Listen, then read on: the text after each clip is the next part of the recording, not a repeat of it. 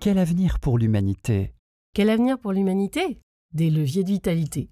Posé dès 2015 face au transhumanisme, à l'IA, à ChatGPT et à la fascination numérique, il est temps de nous poser la question de ce que nous souhaitons comme humanité actuelle et à venir. C'est en clarifiant qui nous sommes et vers quel type d'humanité nous souhaitons nous diriger que nous pourrons prendre les décisions pertinentes pour aujourd'hui et demain. Altercop a tenté de répondre à cette question en interviewant de nombreux acteurs aux profils divers afin d'apporter, comme un kaléidoscope, leur regard pluriel sur cette question centrale.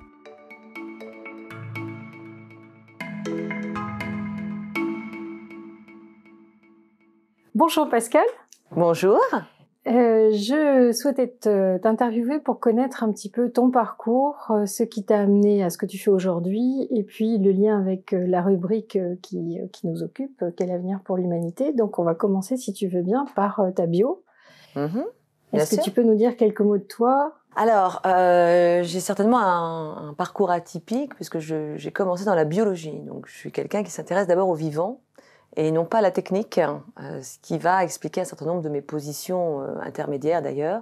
Donc un parcours dans la biologie, un parcours dans le monde de l'économie et un engagement qui date depuis que je suis certainement très petite, un engagement pour essayer de faire valoir des idées et une société meilleure. Et donc l'engagement politique qui a été le mien, qui est très tôt en fait, qui arrive à, je crois, autour de mes 20 ans, va me conduire progressivement à porter les sujets de société avec toujours ce prisme du biologiste que je suis. Et puis arrive la révolution numérique, arrivent tous ces objets qui sont techniques ou technologiques, et toutes les transformations, d'abord dans le monde économique, c'est ce que je vais regarder, et puis dans le monde public. Et donc progressivement, je vais devenir, parce que je suis élue d'une collectivité territoriale, parce que j'ai les mains dans le cambouis, comme on dit, je suis quelqu'un qui fait, je vais faire avec le numérique et je vais regarder comment les autres font avec le numérique. Donc je suis une praticienne et également quelqu'un qui va étudier et regarder pendant 15 ans les pratiques, l'ensemble des pratiques sur les territoires, dans les villes, dans les collectivités, les départements, les régions au sens large et puis l'État.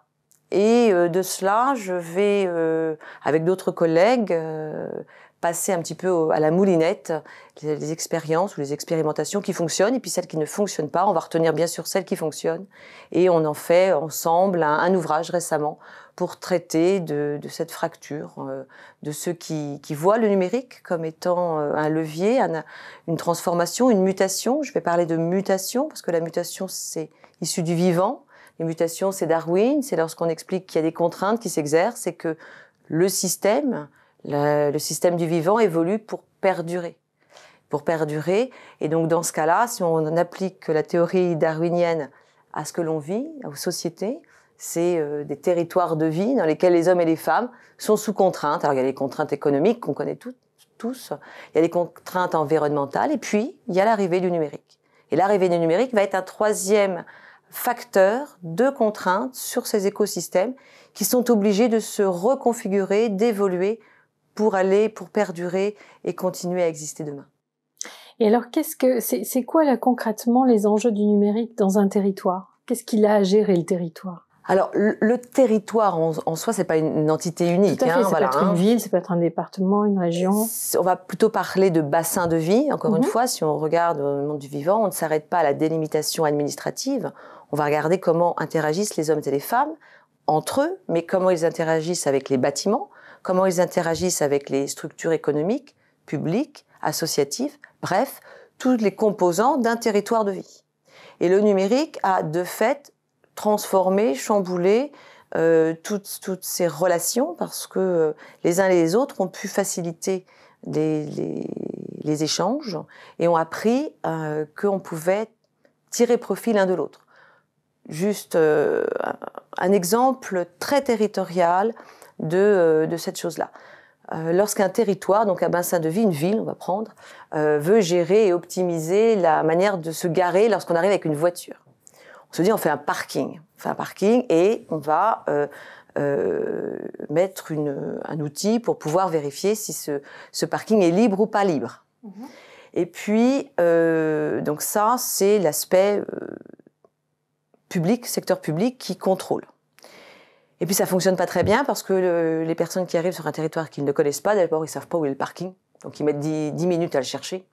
Ensuite, ils ne savent pas si, une fois qu'ils sont rentrés dedans, c'est une fois qu'ils sont dedans qu'ils voient s'il y a des places ou plus de places, et puis ils finissent par ressortir et vont chercher autre part. Et donc il y a une tranche de la population qui est assez demandeuse de ces places de stationnement, qui sont les personnes en situation de handicap, et qui se sont collectivement réunis en se disant mais c'est pas possible, nous on en a assez de tourner pendant des heures pour trouver la place la plus opérationnelle pour être juste à côté, on va dire là, de la mairie, pour aller faire des documents administratifs. Et qu'est-ce qu'ont fait ces collectifs de personnes? Bien, puisqu'on leur proposait des parkings qui étaient très mal référencés sur les sites internet ou autres, et puis qu'ils avaient des informations quant à l'occupation ou à la non-occupation de ces places qui étaient aléatoires, ils se sont organisés avec une plateforme qui est sur un téléphone, un smartphone, et ils se sont dit, à chaque fois que quelqu'un arrive sur un territoire, d'abord il référence qu'il y a un parking handicapé là, et pas à côté, il est bien à cet endroit-là, géolocalisation. Et puis, en deuxième étape, eh bien, je vais renseigner, moi, lorsque je viens me garer, que j'y suis. Et puis, quand je pars, je vais réappuyer sur le bouton pour dire « je n'y suis plus ». On voit bien là que le numérique a transformé la manière de gérer juste la notion utilisation d'un parking des personnes en situation de handicap. C'est un tout petit exemple de cette massification de la transformation des habitudes et des politiques publiques. On voit bien là qu'il y a une puissance publique d'un côté et puis il y a les citoyens de l'autre. Et en réalité, les deux vont interagir pour apporter des solutions. Ça n'est plus qu'un seul acteur qui apporte la solution. C'est collectivement que les solutions sont en train de se mettre en œuvre. Donc, ce que tu es en train de mentionner aussi, c'est que il n'y a pas que l'évolution numérique, mais elle participe ou elle est animée par des attitudes différentes qui sont des attitudes de coopération avec des acteurs qui étaient avant épars et qui maintenant se mettent à coopérer entre eux, donc l'État, les collectivités publiques, les entreprises, les citoyens, qui pour répondre à une problématique donnée, se mettent à fonctionner ensemble. Alors, essaye de se mettre à fonctionner ensemble. L'exemple que je prenais, d'ailleurs, vous pourrez le noter, était séparé. C'est-à-dire qu'il y a d'un côté les citoyens qui se sont organisés entre eux, et de l'autre côté, il y avait la puissance publique, telle qu'elle a toujours appris à faire, qui a essayé d'avoir une autre solution. Donc on n'en est pas encore à ce monde idéal, qui est que les trois acteurs que sont les citoyens, les objets connectés, puisque des capteurs pour renseigner sont des objets connectés, et puis la volonté et la décision publique interagissent, donc public, privé, citoyen, et que tout ce monde-là puisse trouver des solutions les plus optimum, y compris au regard de la dépense publique. Parce que, soit dit en passant, une petite application qui renseigne sur la place est libre ou pas libre, ça coûte rien. Mettre des capteurs partout, sur tous les parkings de la ville, connectés à un système autopiloté par la puissance publique, ça devient un peu plus coûteux. D'accord, donc tu veux dire qu'il y a aussi de l'innovation et de la créativité qui peut être amenée par justement des réponses citoyennes et qui pourrait être mutualisée en termes de ressources pour diminuer les coûts, par exemple. Exactement, c'est ce que j'ai traduit pour vulgariser le fait que avant on avait une puissance descendante, donc on avait un pour tous, donc le décideur s'adressait à tous, mais c'est vrai dans le domaine économique. L'entreprise, elle vend son service à tous ses clients. Et puis ensuite, on a eu de la coopération, du remontant, de la participation. Donc on a eu ce tous pour un vers la puissance publique. Et aujourd'hui, on a un tous pour tous, de façon transversale, c'est les citoyens avec les citoyens. Et il faut que ces trois manières de fonctionner cohabitent. C'est pour ça qu'on a un triangle. Donc on est presque en train, si on prend une image très très simple, on avait un triangle, donc cette pyramide, et si on joue sur ces trois branches de ce triangle, bien en fait c'est un cercle. Donc on est en train de passer d'une gouvernance et d'une organisation pyramidale à une organisation beaucoup plus circulaire. Comme l'économie circulaire par exemple. C'est aussi cette image-là qui est reprise. Alors tout à l'heure, tu as parlé de ton engagement politique et de ton intérêt pour des projets de société ou en tout cas des valeurs de société. Qu'est-ce que tu peux nous en dire? Qu'est-ce qui t'anime? Qu'est-ce que tu as envie le plus de porter? Eh bien, ce qui me semble principalement aujourd'hui inquiétant, c'est le manque d'appropriation de ces mutations à l'œuvre aujourd'hui avec le numérique de la part des décideurs, et notamment des décideurs politiques. Puisque la société fonctionnent avec des règles de bien vivre ensemble. Et ces règles-là, ce sont les politiques qui les tiennent. C'est l'Assemblée nationale, c'est le Parlement, si on prend le système français, avec une gouvernance et un exécutif.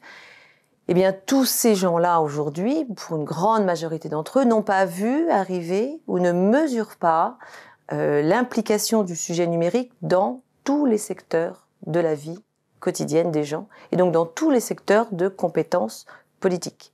Aujourd'hui, le numérique est encore perçu comme un objet technique qui est mis de côté avec des objets, avec des problématiques techniques.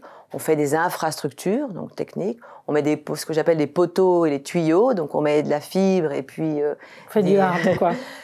On a bien vu, il y a eu des tas de plans pour le faire. En revanche, l'utilisation dans le quotidien, tel que je l'évoquais tout à l'heure, mais les transformations de ces modèles, une nouvelle façon de fonctionner, ça n'est pas pris en compte dans tous les champs. Et puisqu'elle n'est pas prise en compte, on ne peut pas, si on ne sait pas là où on va, ou les dangers de là où on pourrait aller, on ne peut pas, en tant que décideur politique, public, encadrer, ou en tout cas donner les voies de la direction dans laquelle on ne souhaite peut-être pas aller. Donc il y a, dans toute transformation, mutation profonde, il y a plusieurs directions qui peuvent être projetées. Le mieux serait que l'on ait au moins une idée des différentes directions et que l'on puisse éventuellement supprimer celles qui nous sembleraient ne pas correspondre à la société dans laquelle on souhaite voir vivre nos enfants. Alors, merci pour la transition. Donc, la rubrique pour laquelle je t'ai invitée, c'est « Quel avenir pour l'humanité ?» Donc, le postulat, c'est de dire, voilà, il y a des grandes pistes qui sont en train de se dessiner pour notre humanité, et relativement peu de politiques qui s'en saisissent, c'est-à-dire qui voient la portée politique de cette évolution-là. Elle est plutôt gérée au coup par coup par des entreprises qui produisent des biens et des services, mais quand même plutôt des produits, et qui vont du coup pousser des éléments techniques, des solutions, des numériques ou autres, ou qui vont aller vers par exemple des êtres humains augmentés, etc.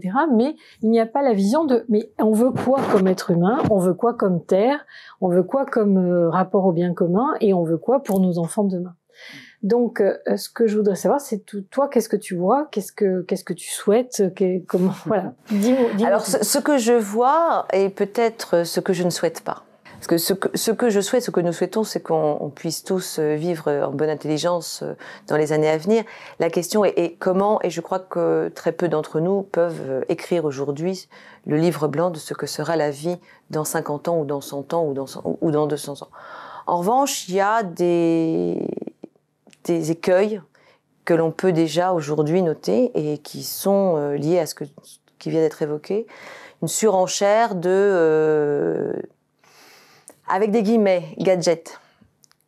Ça marche, on peut faire, on le met en place. Donc on va mettre en place un certain nombre d'outils sans savoir ou sans mesurer ou sans vouloir mesurer les conséquences peut-être à moyen et long terme. Et puis il y a toute l'immense technique qui est mise au service de l'immédiateté, du bien-être de l'individu ou du prolongement de la vie de l'individu. Et c'est là-dessus que je voudrais, parce qu'on pourrait balayer énormément de champs, moi je préfère balayer celui de la santé. Si on prend l'homme de demain, c'est certainement un homme ou une femme, dont la durée de vie est prolongée. Elle est prolongée parce que les techniques aujourd'hui permettent de réparer. Permettent de réparer, ne serait-ce que vous connaissez les imprimantes 3D, on voit qu'il y a énormément de progrès qui sont faits dans la capacité à réaliser des objets qui peuvent être qui peuvent compléter ne serait-ce que le squelette ou même remplir des fonctions des organes du vivant qu'on ne pouvait pas faire avant. Donc aujourd'hui, on peut faire des choses qu'on ne pouvait pas faire avant. C'est l'imprimante 3D qui nous l'autorise. Les nanotechnologies sont aussi dans une vocation de guérison ou de prolongation de la vie des hommes et des femmes. Et donc tout cela va dans un sens bénéfique pour l'être humain. Mais si on va encore plus loin, il faut aussi se poser la question de qui pourra se payer, qui pourra financer ces prothèses, ces compléments, voire même des compléments d'intelligence. On a des études qui montrent que la progression du QI, depuis qu'on sait le mesurer ou qu'on a commencé à le mesurer, n'a été que progressif jusqu'à il y a 20 ans. Et depuis 20 ans, ça n'a plus véritablement progressé.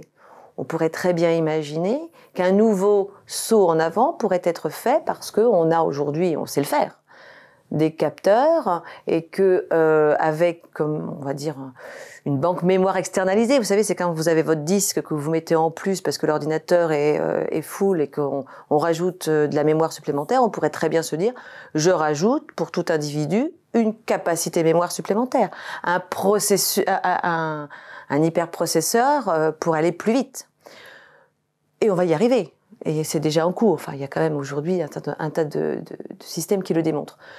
Donc, un des dangers de cette volonté d'avancer sur cette haute technologie pour performer l'homme, c'est aussi de se dire que qui pourra se le payer? Qui pourra financer demain ces êtres supérieurs, augmentés, par rapport à ceux qui seront natifs? Et ça, c'est un danger. Donc, premier sujet sur lequel il faut réfléchir, c'est est-ce que cette capacité technique qui est la nôtre aujourd'hui de prolonger ou d'améliorer l'homme sera équitablement répartie dans le monde et même dans notre pays? C'est une question que je crois être importante à souligner parce que vraisemblablement, la réponse sera non. Vraisemblablement, ça sera non. Et donc, on se dirige peut-être, si on prend ce constat-là, on se dirige peut-être vers de nouveau un clivage qui est économique, mais qui va même plus loin. C'est-à-dire que, de fait, on a deux types de populations. On a ceux qui vont rester dans la préhistoire qui est la nôtre aujourd'hui, vous et moi, qui sommes natifs, enfin, il me semble, et puis ceux qui, demain, seront cette élite qui est plus, qui pense plus vite, qui réfléchit plus vite, qui a une durée de vie plus longue, qui est augmentée dans un certain nombre de capacités. Ça, c'est un vrai sujet. Donc le sujet de la santé et de l'amélioration de notre corps, de notre capacité, est importante parce qu'elle interroge l'ensemble de la population du monde sur son évolution.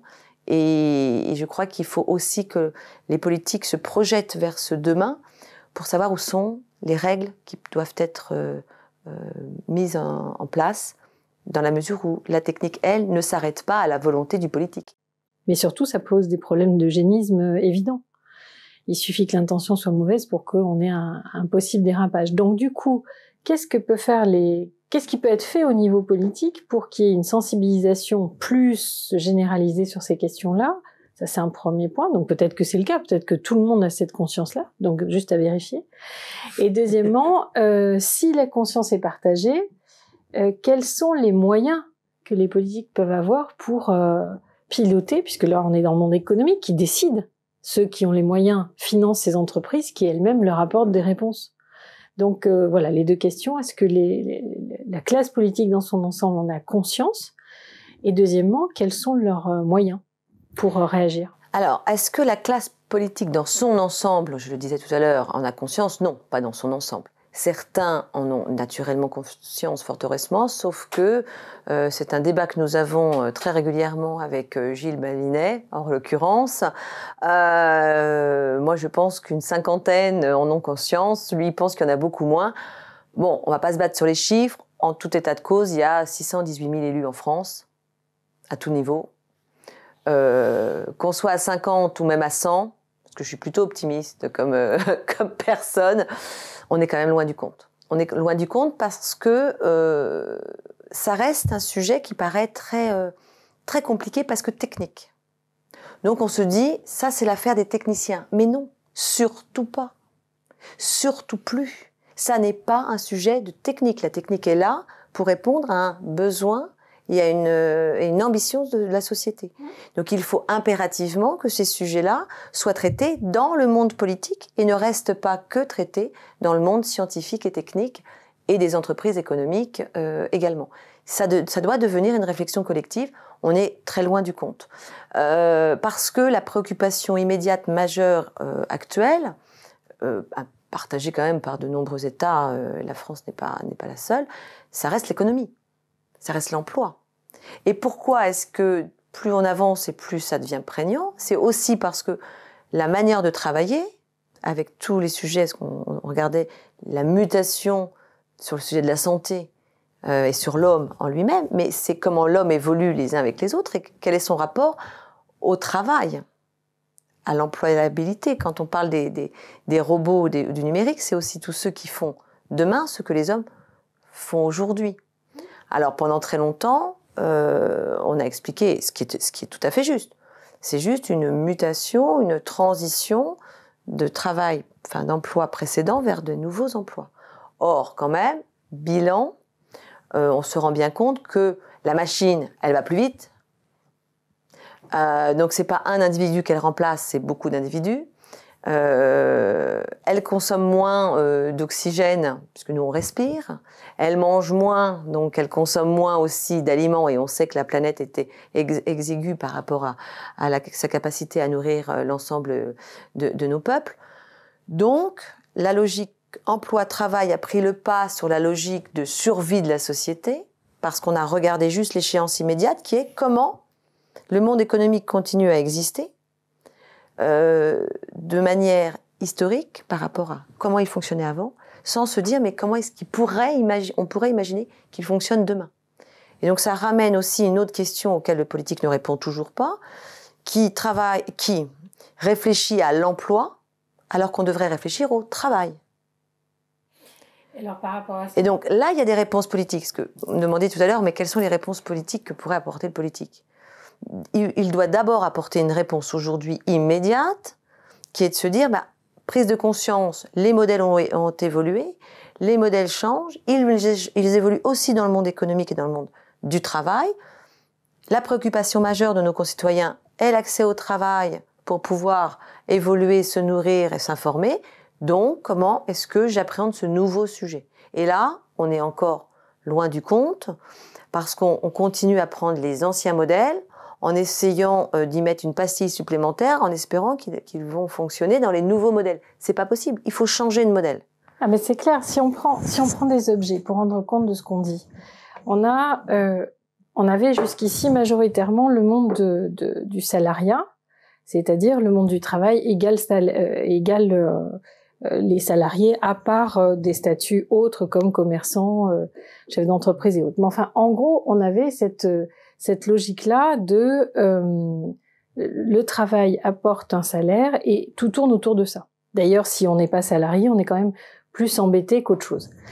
Sauf que on a de moins en moins, enfin c'est une évidence, on a plus de personnes et on a une offre d'emploi qui rétrécit. C'est une évidence, c'est pas compliqué ça de voir ça. Donc toujours vouloir répondre en disant on va retrouver du plein emploi, c'est juste un rêve pour rester avec des termes polis et positifs. Donc la question n'est pas de rester dans cette équation travail et salaire, c'est de dire on a d'un côté de l'activité, donc on a des choses à produire, à faire, à réaliser. On a de l'autre côté des richesses, après à voir où elles sont concentrées, et qui sont à répartir pour que les êtres humains, puisqu'on sait qu'en termes de robots, on sait qu'on a des drones et autres qui vont remplacer au moins 3 millions de robots vont arriver, qui vont remplacer non pas 3 millions de personnes, mais sans doute beaucoup plus. Donc on va avoir une population qui est toujours en augmentation, que ce soit en France ou ailleurs, qui va devoir s'occuper, ça c'est une chose, donc ça c'est une façon de répondre sur l'activité, comment on s'occupe, et de l'autre côté, comment on gagne de l'argent pour vivre. Donc on a les deux éléments qui sont là, et si on ne dissocie pas les flux financiers, donc la circulation financière, et de l'autre côté l'activité des humains, et qu'on ne repense pas ce modèle-là dans sa globalité, on va pas y arriver. Donc c'est vrai que cette logique, on va faire, on sort du chômage, on trouve de l'emploi, etc. Ça c'est caduque. Alors ça veut pas dire que ça n'existera plus, mais ça deviendra complètement minoritaire. Et c'est pour ça qu'il y a tellement de débats autour du revenu de base, par exemple. J'ai pas dit que c'était la réponse miracle, mais ça peut en être une. L'idée étant de repenser ce modèle-là. Et donc on va garder cette idée-là, mais pour moi c'est des poupées russes, c'est-à-dire que cette question-là s'intègre à la question précédente, c'est-à-dire si on ne sait pas vers quel type d'humanité on va, si on ne sait pas quelle est l'humanité qui va avoir du pouvoir, on ne sait pas non plus comment les autres décisions en dessous vont être prises.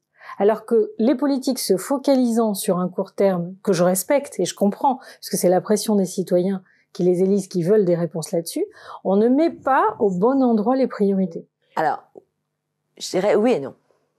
Parce que oui, il faut savoir vers quelle humanité on veut se diriger pour trouver les moyens d'aujourd'hui, sauf que si on ne met pas les moyens aujourd'hui, on n'aura même pas cette humanité-là. Donc on aurait toujours pu y réfléchir, mais on ne l'aura pas. Donc en fait, on est obligé, en étant politique aujourd'hui, de travailler sur les deux chantiers. On ne peut pas se dire il faut d'abord résoudre l'un pour voir l'autre. C'est pas possible. C'est pas possible parce que le temps passe. C'est-à-dire qu'il n'y a pas un arrêt sur image, comme dans un livre ou dans un projet, on se dit j'arrête, je réfléchis à l'objectif et je vais chercher les moyens après. Le temps, il s'écoule. Non, j'entendais pas que c'était forcément mais c'était simplement qu'en focalisant sur l'un sur l'autre. C'est la complexité du politique aussi, qu'il faut peut-être parce que j'étais un petit peu dure tout à l'heure, alors je fais rien dans l'autre sens, pour le vivre et là-dessus, il faut quand même prendre conscience que c'est extrêmement difficile. Qu'avec même la bonne volonté et même la bonne compréhension qu'on peut avoir de l'existant, sachant que personne n'a, encore une fois, la boule de cristal pour savoir où est-ce que précisément nous serons. Même si on a tout cela, il y a quand même ces deux effets qui sont parfois en ciseaux, qui sont d'essayer de définir un objectif, ou en tout cas des lieux communs où on ne souhaite pas aller, où on ne souhaite pas emmener la société, tout en trouvant les moyens de répondre à l'immédiateté de la difficulté actuelle. Et là, c'est-à-dire on met les moyens avant d'avoir défini les objectifs, ce qui est absolument incompatible avec toute organisation qui se respecte et qu'on apprend à l'école, sauf que on n'a pas un arrêt sur image du temps qui passe. La Terre continue de tourner, les gens continuent de respirer, de vivre et de manger et d'agir, et donc on est obligé d'apporter des réponses tout de suite. Le mieux serait de pouvoir les apporter de façon agile, c'est-à-dire en se mettant dans une posture d'adaptabilité de toute nouvelle politique publique. La meilleure réponse, on me demandait tout à l'heure, mais quelle est la réponse politique qu'on peut avoir? Il n'y en a pas une, il y en a certainement plusieurs. Une manière de faire qui n'est pas suffisamment utilisée en politique, c'est l'agilité. Dans notre système politique, on met un cadre, on ferme bien à double tour, on met bien les cadenas, et on se dit, rien ne doit dépasser du cadre. À partir du moment où on fait ça, on prive les décisions agiles, qui pourraient sortir du cadre pour justement permettre cette adaptabilité, d'émerger. Et parce qu'on continue à réfléchir de façon politique avec des normes, des règles, des cadres, on verrouille tout parce qu'on a peur, parce qu'on ne connaît pas, parce que devant, ça paraît trop compliqué à comprendre. Donc on se protège et on se barricade. Donc la première réponse politique, je dirais, à apporter, c'est surtout de décadenasser, de se dire que tout n'est pas le pire, il peut aussi y avoir le meilleur, et de travailler de façon itérative, avec agilité, en regardant ce qui fonctionne et en prenant, à partir de ce qui fonctionne, des mesures qui pourraient correspondre à la grande majorité. Aujourd'hui, c'est pas ce qui se fait. C'est quoi décadenasser? Décadenasser, c'est éviter de pondre, d'imposer des lois, des règles, des normes qui sont attention, danger, ça on n'a pas le droit, on n'a pas le droit. Et on ferme tout ça à double tour et on peut plus bouger. Donc de fait, il y a un autre système qui se met à côté, qui est en dehors de ce cadre et qui pourrait aller beaucoup plus loin et aller vers une humanité qu'on n'aurait pas souhaitée. Alors que si on mettait non pas ce cadre extrêmement verrouillé, mais des politiques d'agilité qui seraient en capacité d'évoluer et de s'adapter, on pourrait accompagner et à chaque fois réorienter ce qui nous paraît, en tant que politique, non conforme à l'éthique ou à la société dans laquelle on a envie de se projeter. Aujourd'hui, dès qu'on a peur, on met une loi. De ce point de vue, la loi sur le renseignement. On se dit, attention, danger, terrorisme. Total, on file un droit colossal au pouvoir politique, en dehors du pouvoir juridique, administratif, qui est celui de la règle de droit. Et on dit, puisqu'il y a une poignée de terroristes, on va surveiller tout le monde. Sauf que c'est encore pris par des gens qui n'ont pas regardé comment ça fonctionne. Les terroristes, ça fait bien longtemps qu'ils ont, contre l'arme fatale de l'État, ils ont mis les masques à gaz. Et ceux qui n'ont pas les moyens de mettre les masques à gaz, c'est vous, c'est moi. Ce sont les gens qui sont des agitateurs de conscience et qui, eux, sont susceptibles d'être sur le feu de cette vigilance. Donc on voit bien là qu'on met une loi qui n'a rien à voir avec l'objectif parce qu'on n'en connaît pas la portée technique, et parce qu'on ne sait pas quoi faire. Donc on ferme tout en espérant qu'il n'y aura plus de fuite. Mais bien sûr qu'il y en aura. Il y en aura là comme il y en aura dans d'autres sujets éternellement. C'était le cas de la loi Hadopi. Ça n'est pas en fermant les robinets qu'on avance vers les mutations qui sont en cours. Et donc si les cadenas, pour revenir sur si ces cadenas restent verrouillés, le système passera à côté. Et là, c'est là où il y a le danger. Sauf que pour faire bouger ça, on a quand même un système fonctionnaire, donc avec tous les avantages que ça a, mais avec quelque chose qui est aussi relativement figé et lourd. On a la partie législative, effectivement. On a des hiérarchies très importantes qui participent à ces lourdeurs-là. Donc, comment arriver à faire bouger tout cet énorme système qui a sa fonction, enfin cette bureaucratie a eu sa fonction, sauf qu'elle a une forme qui est sans doute assez obsolète par rapport aux enjeux d'aujourd'hui, parce que qui dit mutation agilité dit effectivement des structures beaucoup plus souples. Donc il faudrait des structures comme des PME bureaucratiques, quoi, en fait. Là, pour le coup, c'est quand même l'objet de la décentralisation. Si on prend le sujet très politique de la chose, enfin, en tout cas administrative et républicaine. La décentralisation, 82. Donc c'est pas hier, elle n'a pas attendu 2015 pour se dire que c'était un moyen de se réformer ou de se réorganiser. La décentralisation de 82 a pour objet justement d'aller au plus près et de rechercher une efficacité. Sauf que, en faisant ça, on n'enlève pas cette couche extrêmement lourde qui vient d'être évoquée, qui est celle de l'administration d'État. Donc en fait, il y a une volonté de décentraliser et de faire comme les entreprises avec des start-up, lorsqu'elles ne peuvent pas innover parce qu'elles sont trop lourdes et trop massives, elles vont chercher auprès des start-up l'agilité qui leur manque. L'État peut faire la même chose, il peut aller chercher auprès des régions, des territoires, l'agilité qui lui manque.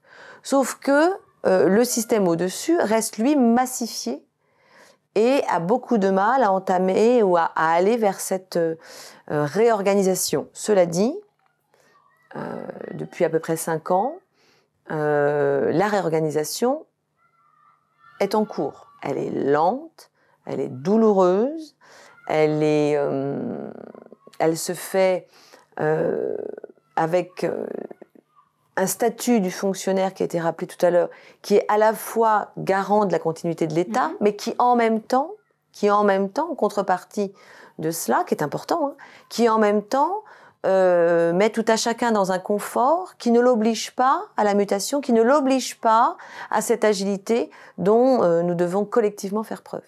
Donc naturellement là, il y a une difficulté qui n'est pas liée à la volonté de faire. C'est ça qui est important à noter. C'est pas qu'il n'y a pas la volonté de faire.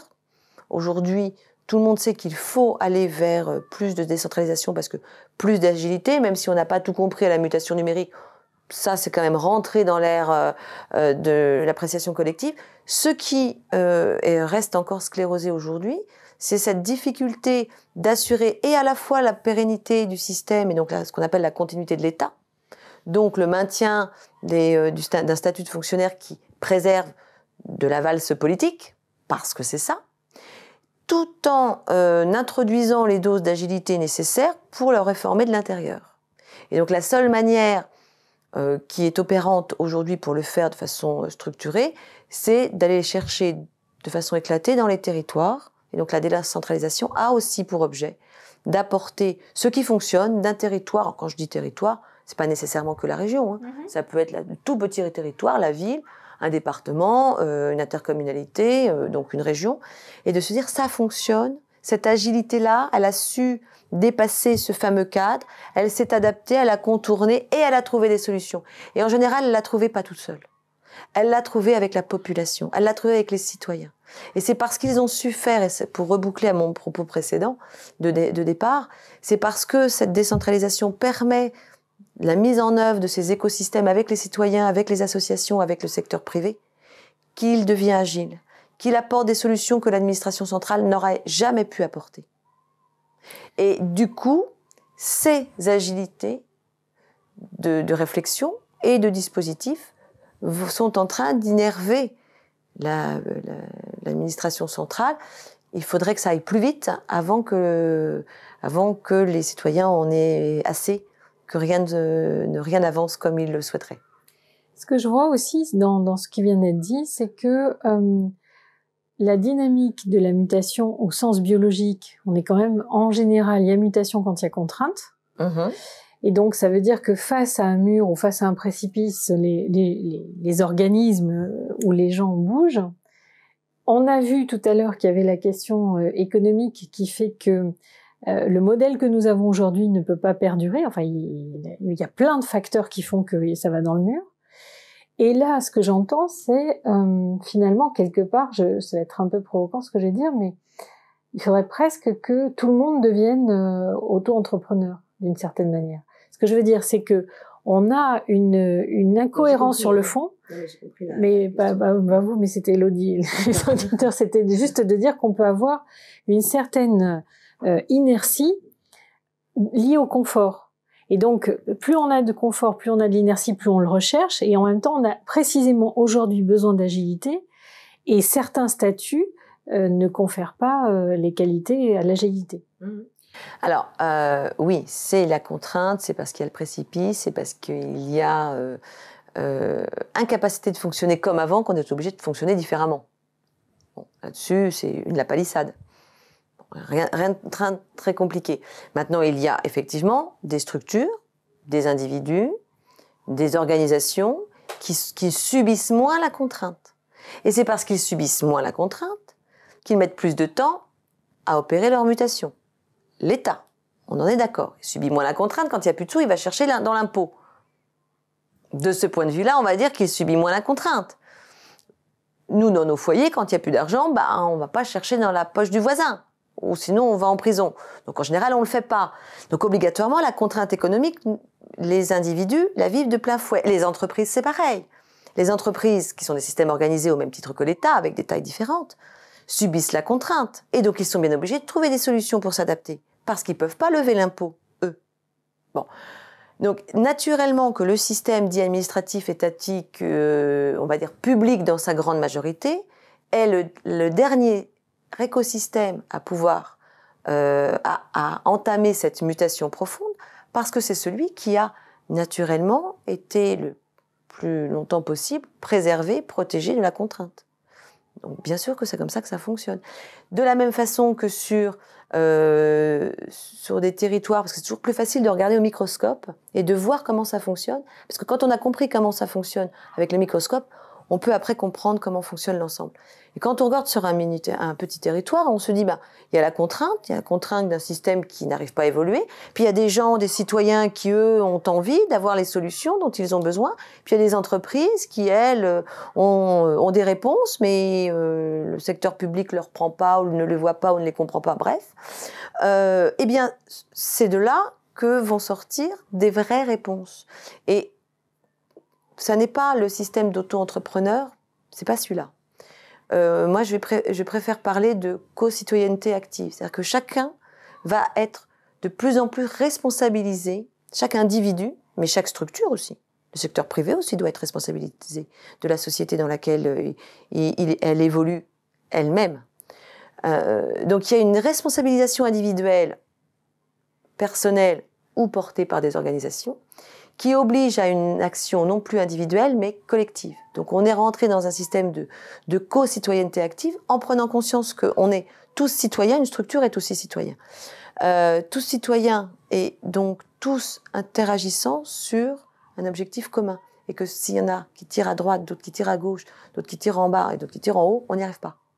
Et donc cette co-citoyenneté active, on ne peut l'observer aujourd'hui que sur des mini-territoires, donc des petites configurations, parce que il y a une pression qui est encore plus forte sur ces lieux-là qu'on l'a sur les grandes entreprises ou sur les grands systèmes publics. Donc on avait parlé au début de coopération, et là c'est un petit peu la même chose en incluant la responsabilité et l'engagement quelque part dans cette co-responsabilité citoyenne. Donc comment faire pour que ça se généralise, cette piste-là ? Alors, est-ce qu'il faut une action pour la généraliser ou est-ce qu'elle se généralisera toute seule ? La question aussi est là.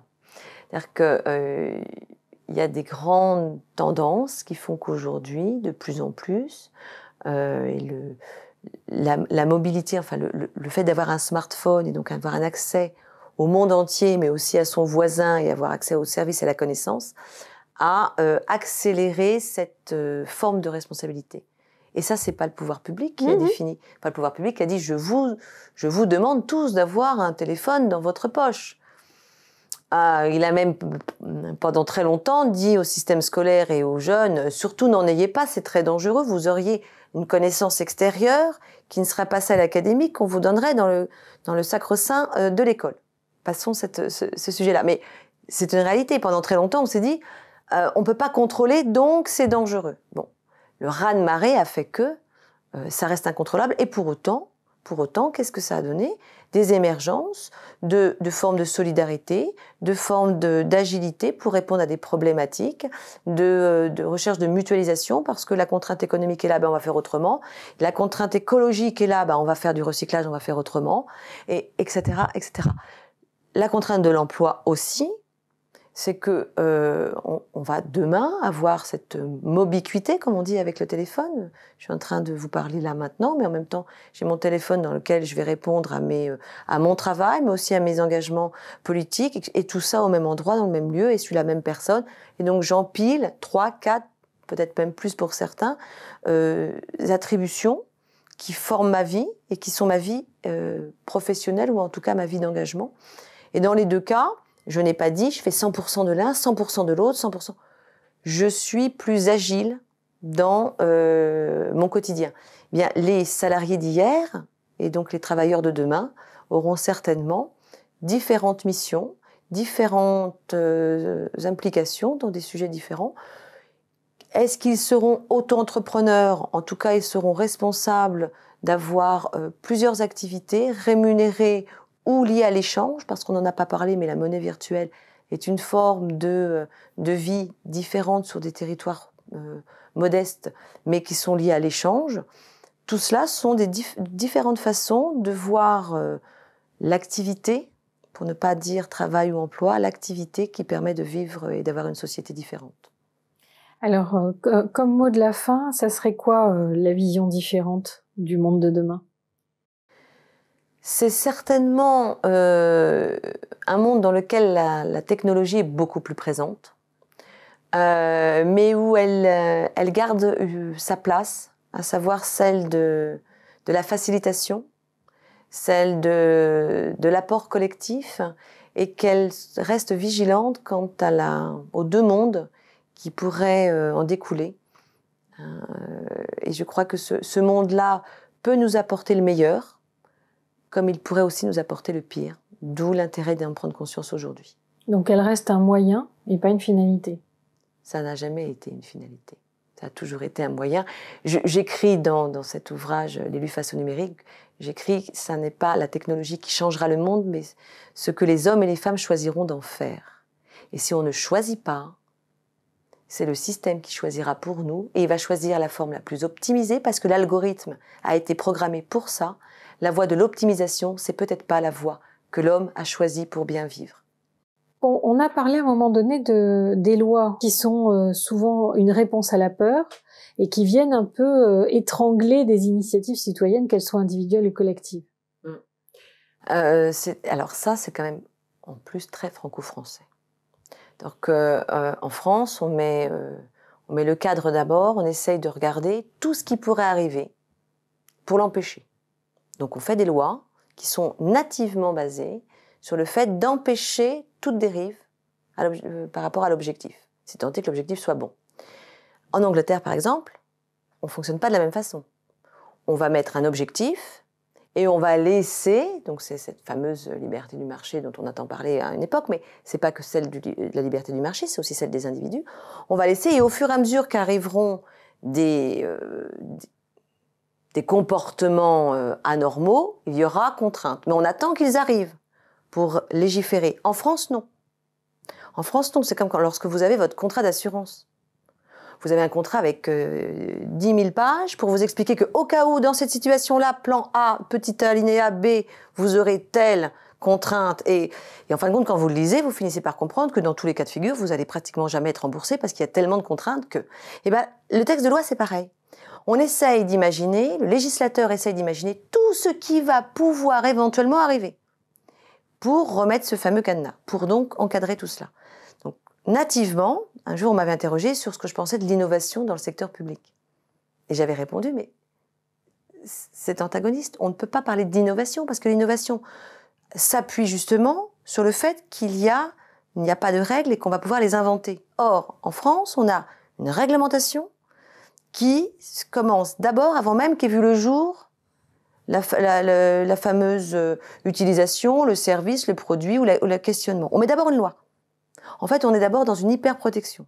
Et ensuite, on réfléchit à savoir si elle était utilisable ou si... Ça, c'est le jeu du décret. Vous savez, il y a la différence entre la loi et le décret. Bien souvent, on se rend compte qu'elle est juste inapplicable. Donc, les décrets d'application ne peuvent pas être mis en œuvre parce que c'est pas possible. Donc, on a pensé tellement de façon restrictive la loi qu'en réalité, même celle-ci, elle peut même plus être appliquée. Donc, vous imaginez bien que tout le reste derrière ne peut pas arriver. Donc, la problématique réelle, mais là, c'est vraiment français, c'est que nous avons un empilement législatif qui date du code napoléonien. Vous savez qu'on n'a jamais enlevé de loi. Hein. On en met, hein, parce que chaque nouveau ministre, il faut qu'il y ait une nouvelle loi, parce qu'il faut qu'il porte son nom. Ça, c'est aussi une problématique de notre structure, de notre organisation. Donc, à partir du moment où ça s'appelle pas la loi 5312 L 225, mais la loi X, évidemment, il y a une surenchère. Donc, on met des lois. On ne se préoccupe pas suffisamment de ces modalités d'application, donc de ces décrets, et bien souvent, elles restent inapplicables, mais on est sécurisé, on a essayé d'envisager en amont tout ce qui pourrait arriver. Or, dans le sujet qui nous préoccupe, on ne peut pas. Ça veut dire que donc il faudrait aussi assouplir les représentations de ceux qui votent, c'est-à-dire des 3 assemblées principalement? Non, il faudrait principalement réfléchir à des évaluations de lois. Nous, on fait des lois, c'est pour ça que je vous mettais le code napoléonien. On fait des lois, elles sont inscrites dans le marbre, on n'y touche plus. Il faudrait instaurer, comme le fait la Commission européenne, des lois évaluatives. Donc, on met un cadre de loi, mais on s'autorise à la réviser annuellement ou tous les 2 ans, peu importe. En tout cas, elle est susceptible d'être évaluée. Est-ce qu'elle est efficace? Est-ce qu'elle ne l'est pas? Est-ce qu'elle répond à l'objectif? Est-ce qu'elle ne répond pas à l'objectif? Et qu'on puisse y toucher. Or, aujourd'hui, une loi est inscrite dans le marbre.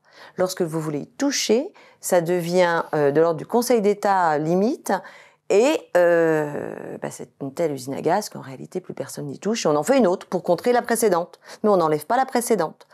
Et ça, c'est réellement un frein à l'innovation de manière générale, mais c'est surtout un frein à ces mutations, parce que nativement, les mutations ne s'inscrivent pas dans ces règles. Et ça veut dire aussi, là, si on regarde, qu'on va jusqu'à faire une modification de la Constitution. On en est là. Il faut s'inspirer, effectivement, de ce qui fonctionne à l'extérieur de notre hexagone. Ça aussi, c'est quelque chose qui reste compliqué. Le benchmarking dans nos institutions est assez peu usité. Il faut quand même savoir qu'il est intervenu. La première fois où on se demande comment fonctionnent les autres, c'est Monsieur Rocard. Monsieur Rocard va se poser la question de savoir comment fonctionnent les autres. C'était hier. Donc on n'a pas cette culture du benchmarking, est-ce que si les autres ont bien fait, on peut peut-être s'en inspirer. S'ils ont mal fait, on peut aussi s'en inspirer, c'est pas la peine de reproduire. Donc cette culture de voir comment ont fonctionné les autres n'est pas native non plus chez nous en France. La preuve, sinon on n'aurait pas eu cette loi sur le renseignement, puisque le Patriot Act, qui est ni plus ni moins que ce qu'on a essayé de faire en France, a démontré de son inefficacité. Et du coup, on reboucle avec le numérique, c'est-à-dire qu'on peut avoir à ce moment-là des facilitations par tous les moyens, les outils et les applications numériques qui peuvent faciliter les benchmarks, trouver des algorithmes qui faciliteraient les recherches, enfin... Les évaluations. La difficulté de l'évaluation, c'est de détenir l'information. C'est ça. Et donc, la notion de big data et la massification des données accessibles aujourd'hui par décroissement judicieux pourrait légitimement apporter et rapidement et sans surcoût extraordinaire une évaluation de politique publique. Encore faut-il bien vouloir se plier à une évaluation des politiques et des lois que l'on a instaurées. Tout à fait. Mais en tout cas, on boucle bien les différents domaines, c'est-à-dire que quelle vision on peut avoir d'humanité, donc une humanité où il y aurait une place pour tous, si j'ai bien compris, enfin il y aurait une place pour chacun, et où le numérique faciliterait la vie, améliorerait la vie, et permettrait, par exemple, à un État de devenir beaucoup plus agile pour répondre aux mutations qui sont en train de se mettre en place. Une place pour tous et une place pour tout le monde dans le volume. Si on part du principe qu'on augmente le temps de vie de chaque individu, se pose obligatoirement une autre question éminemment sociétale et éminemment politique, qui est la place que notre planète Terre a à proposer à un nombre X d'humains. Alors ça serait une autre question. C'est une autre question. Qui sera aussi à débattre un jour quand on voudra bien se poser la question. C'est la question de notre démographie que beaucoup de dirigeants ne veulent même pas toucher. Et pourtant, on a une planète qui est limitée et on est en expansion permanente. Donc, le numérique va accélérer cela. Parce qu'il répond en partie à la longévité. Parce qu'il répond à de nombreuses possibilités qui avant étaient fermées à l'être humain et qui demain vont être ouvertes. Sauf qu'avec là on rentre dans des caractéristiques anthropologiques. Si nous n'avons plus la menace de mourir tôt, on le voit bien, hein, on a un allongement des temps où les jeunes femmes font des enfants. Donc au début c'était 15 ans, 18 ans, 20 ans, maintenant c'est 40. Et si on a une longévité possible jusqu'à 150 ou 200 ans, en bonne santé évidemment, il y aura de moins en moins le besoin de faire des enfants, puisque à part les raisons amoureuses et l'envie d'avoir un enfant pour un enfant, mais il y a quand même une logique d'espèce qui est primordiale, c'est qu'on veut se perpétuer. Si on sait qu'on le dure plus longtemps, on a moins d'urgence à se perpétuer. Tout à fait. Donc on va avoir des effets démographiques, mais là aussi qui vont être différents selon qui a accès à ces technologies. Pas que démographiques, dans le sens où, puisque le temps de vie se rallonge, en ricochet, le nombre d'enfants par individu diminue et il arrive plus tardivement. C'est une réalité démographique. Il y en a une autre qui est de se dire que dans ce renouvellement que l'on connaît, que l'humanité connaît, nos parents, on ne réagit pas aujourd'hui en tant qu'adultes comme nos parents. Nos parents ne réagissent pas aujourd'hui comme réagissaient leurs propres parents, etc. Donc on voit bien qu'à chaque génération, il y a une appropriation du monde environnant qui est très différent et qui permet d'accélérer les mutations. Or, il faut aussi se poser la question de la capacité qu'aurait un individu à changer de logiciel, à changer de façon de penser, lorsque ça fait 150 ans qu'il existe. C'est clair. Voilà. C'est clair. Et là, on rentre. Donc il y a encore un autre sujet qui dépasse même celui de la démographie. Là, on a des éléments cognitifs qui sont un gros problème. C'est est-ce qu'on est capable nous-mêmes de changer de mode de fonctionnement, de penser, d'accueillir la pensée de l'autre, d'en faire quelque chose et de penser autrement. Et si on dure 150 ans à penser à la même chose, je suis pas sûre que ça soit très agile. Voilà. Un grand merci. Rien.